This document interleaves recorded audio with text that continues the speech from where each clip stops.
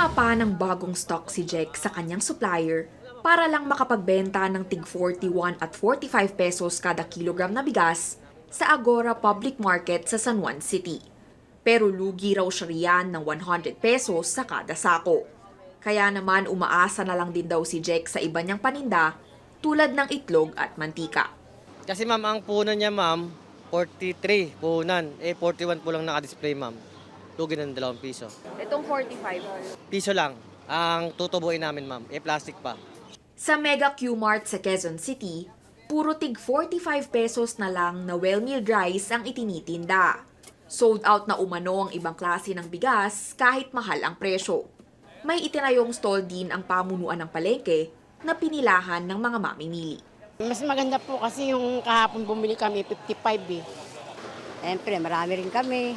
Kailangan, mababa lang na bibilihin namin ng mga bilihin. Kasi lalo na matataas na yung mga bilihin, di ba?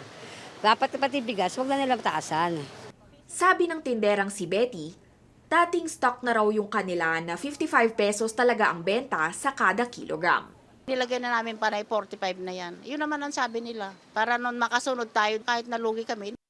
Di gaya ng ibang rice retailers, hindi na talaga nagbukas ang ibang nagbebenta ng bigas tulad na lang ng nakikita nyo sa may likuran ko. Kesa naman daw magsayang sila ng oras at pagod sa bigas na hindi naman nila pagkakakitaan, mas pipiliin na lang daw nilang magpahinga. Ani Agriculture Senior Undersecretary Domingo Panganiban, makakatanggap ng one-time subsidy na 15,000 pesos ang rice retailers. May pondo raw ang Social Welfare Department na 5.5 billion pesos, habang may inilaan din na 2 billion pesos sa Kamara.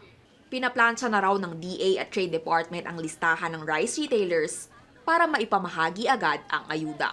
Within this week, that's the instruction of the President.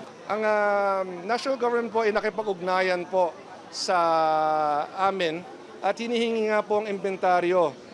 Number 1, ng mga retailers kung gaano karaming bigas pa ang meron sa kanila, magkano nila ito nabili.